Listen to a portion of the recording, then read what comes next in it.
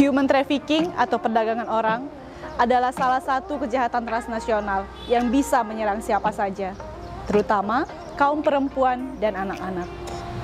Karena budaya patriarki yang menganggap bahwa perempuan dan anak-anak adalah kelompok paling rentan, tidak berdaya, dan lemah baik secara fisik maupun mental.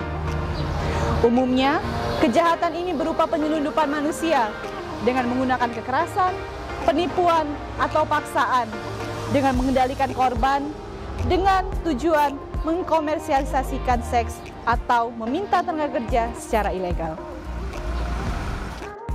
Perdagangan orang ini sendiri sudah terjadi sejak abad ke-15 sampai dengan ke abad 19, yang dikenal dengan sebutan perdagangan budak transatlantik, karena terjadi di sepanjang jalur Samudra Atlantik.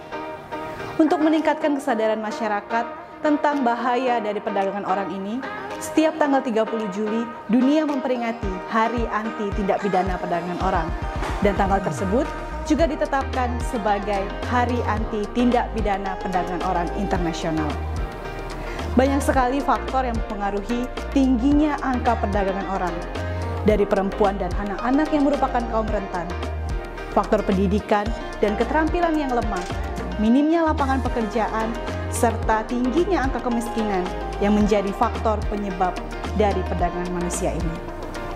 Selain pemerintah yang seharusnya berperan aktif, penegak hukumlah yang menjadi tombak utama untuk menekan laju perdagangan orang dengan memberikan edukasi dan juga pemahaman tentang bahaya kejahatan ini, memberikan empati dan juga perlindungan kepada korban, dan memberikan penegakan hukum yang tegas bagi para pelaku yang dengan sengaja menjual, merekrut, dan juga mengirim korban-korban perdagangan orang ini.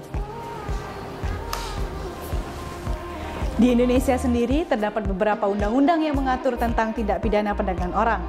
Yang pertama, Undang-Undang Nomor 17 Tahun 2016 tentang penetapan Perpu Nomor 1 Tahun 2016 tentang perubahan kedua atas Undang-Undang Nomor 23 Tahun 2002 tentang perlindungan anak.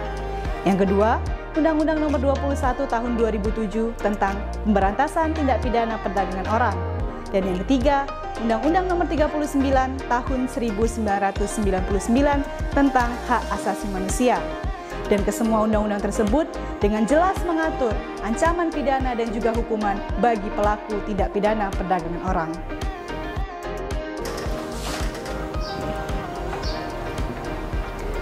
Untuk itu, segera laporkan kepada pemerintah setempat dan juga kepada pihak berwajib apabila Anda menjadi korban atau melihat, mendengar, dan mengetahui segala jenis tindak pidana yang berkaitan dengan perdagangan orang.